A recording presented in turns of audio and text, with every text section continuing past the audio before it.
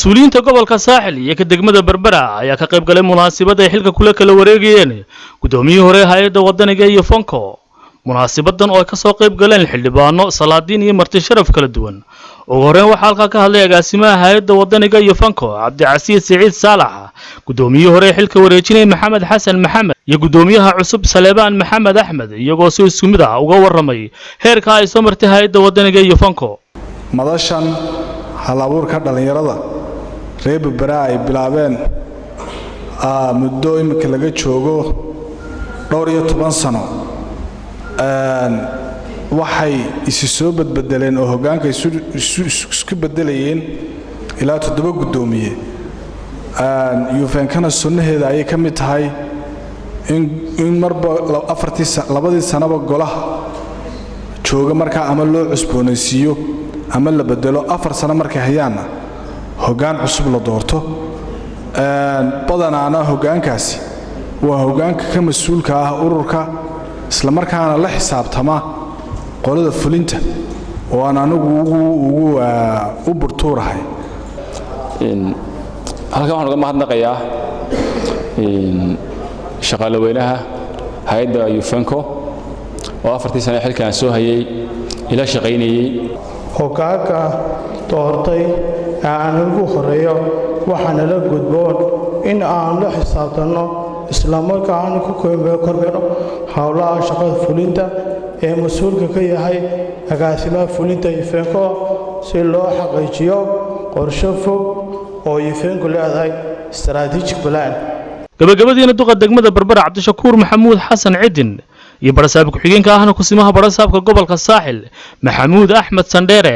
ayaa duco iyo dardaaran iyo dhiirigelin ba isugu daray labada maamul ee xilka loo kala wareegay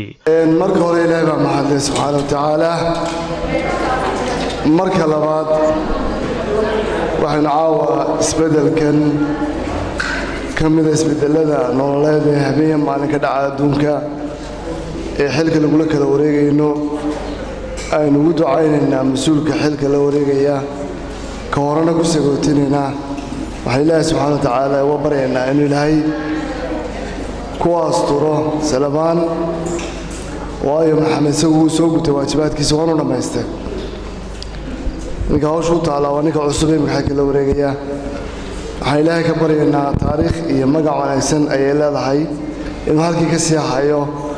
oo taariikhdii iyo magacii wanaagsanaa ee lahayd UFN-ko in hore uga sii socdo marka labaadna waxaan u mahadnaqayaa gudoomiyihii hore ama gudoomiyihii imika la bedelayay Maxamed Xasan waxaan soo dhaweynayaa muxuu ahaa Saleebaan Maxamed gudoomiyaha cusub iyo gudida cusub gudidii horena waxaan leenahay aad iyo aad ba u mahadsantihiin dadaalkii badnaa ee gudoomiyuhu uu hogaaminayay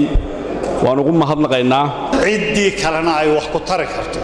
waxaynu leenahay waa halkaas oo uga sii dhawaataan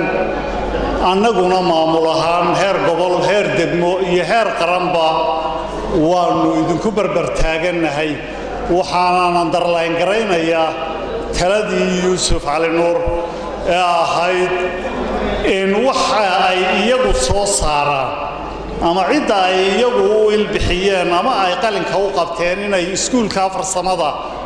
ee imika Berbera laga furay ay wixii gaar ah ee ay barteen ay halka qaybaha sectionska u leeyahay halka ka sii wadan karaan mid aanu dhiiri gelin doono ama maamul ahaan aanu dibad gelin doono ayay noqon doontaa wa Khadar Maxamuud Axmed Khadar Xafo telefishinka qaranka Soomaaliland magaalada Berbera xarunta gobolka Saaxil